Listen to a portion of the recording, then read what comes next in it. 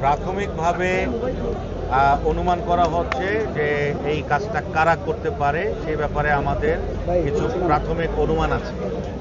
তো তদন্ত এখন তো মার্ডার কেস, এটা তো একটা মার্ডার কেস হবে এবং তারপরে তদন্ত কর্মকর্তা আমরা আরও ফার্দার এটা তদন্ত করব। তবে প্রাথমিকভাবে আমরা কিছু অনুমান করছি যে কারা করেছে এই কাজটা। তবে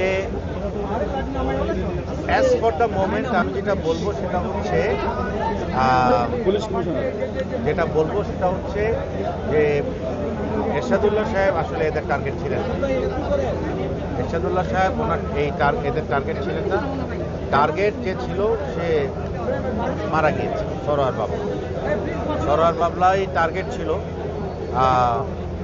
কারণ আমরা যেটা শুনলাম যে এর মৃত্যু নিশ্চিত করেছে তারা গুলি করে, এবং এইটা সরোয়ার বাবলার এলাকা ছিল যেখানে ঘটনাটা ঘটেছে।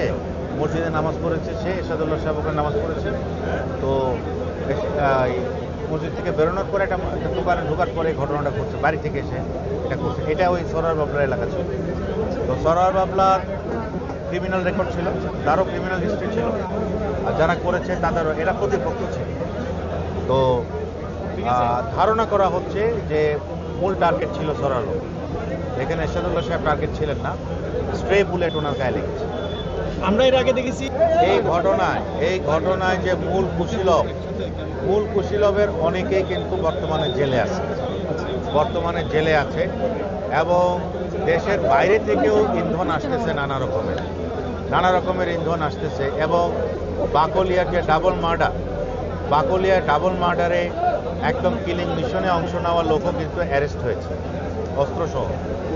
আমারই মনে আছে হাতিয়া থেকে হাসান নামে একজনকে অস্ত্রসহ গ্রেফতার করা হয়েছে এবং ঘটনার পর 2-3 জনকে গ্রেফতার করা হয়েছে। তো এদের যে মূল যারা এদের আসলে যেটা দেখতেছি সেটা হচ্ছে অনেক রিমোট এলাকায় এরা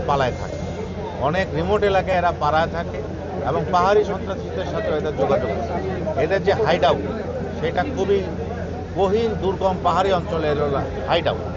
সেখান থেকে বেরোয় এসে এরা হঠাৎ করে একটা ঘটনা ঘটায় যে এরা দ্রুত হোন্ডা নিয়ে চলে যায়।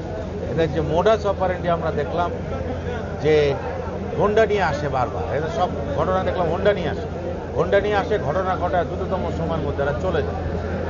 এবং যে সমস্ত এলাকায় বললাম হাইড আউটগুলো অত্যন্ত রিমোট, সেখানে আমি সহ রেড করেছি, সেখানে গিয়া আসলে এদেরকে খুঁজে পাওয়া এটা খুব দুরূহ ব্যাপার।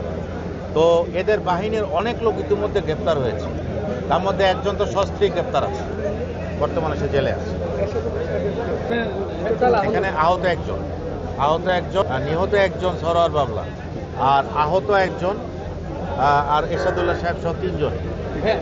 এটা আমি বলবো সেটা হচ্ছে যে নিঃসন্দেহে নির্বাচনের আগ মুহূর্তে, নির্বাচনের যে 3 মাস এখনো সময় আছে, এই সময়ে এরকম একটা ঘটনা যে একদম শুরুতেই এরকম একটা দুর্ঘটনা, এটা অবশ্যই আমাদের শুরুটা ভালো হলো না, এটা নিঃসন্দেহে বলা যায়। তবে এই ধরনের ঘটনা যাতে আর না ঘটে সেজন্য কারেক্টিভ মেজার যা নেওয়ার আমরা নিব। যেমন এরশাদুল্লাহ সাহেব কিন্তু এখানে আসার আগে আমার অফিসে উনি 1 ঘন্টা আমার সাথে গল্প করে আসছে। এইখানে প্রায় 4:30 থেকে উনি বেরোয়েছে আমার অফিসে, বের হয়ে এখানে যে উনি আসবে আমাদেরকে বলেন নাই, এবং জনসংযোগ হবে আমাদের বাইজিৎ থানাও ইনফর্ম ছিল না। তো এই ঘটনার থেকে শিক্ষণীয় বিষয় যেটা আমরা এখন যেটা করব, যে নির্বাচনে অংশগ্রহণকারী যত দল আছে, বিএনপি, জামাত, এনসিপি, অন্যান্য দল, তাদের প্রত্যেকের যে জনসংযোগ বা ইলেকশন ক্যাম্পেইন, এই সমস্ত এগুলা লোকাল থানায় এবং সিটিএসবিতে অন্তত 24 ঘন্টা আগে ইনফর্ম করতে হবে। ইনফর্ম করলে আমরা প্রার্থী এবং তাদের যে জনসভা সেগুলোর সিকিউরিটির জন্য আমরা অতিরিক্ত পুলিশ মোতায়েন করবো সব জায়গায়। They want to intimidate us, but we will not be intimidated. আমরা আমাদের কার্যক্রম আরো ইন্টেন্সিফাই করব এবং এই সন্ত্রাসীদেরকে আমরা অবশ্যই আইনের আওতায় নিয়ে আসবো। এবং আমি সকল ভোটার এবং সকল প্রার্থীকে স্বনির্বন্ধ অনুরোধ জানাবো যে ওনারা যাতে নির্বাচনের ব্যাপারে আরও উৎসাহ এবং উদ্দীপনা নিয়ে নির্বাচনী ক্যাম্পেইনে ওনারা শুরু করেন। সবশেষে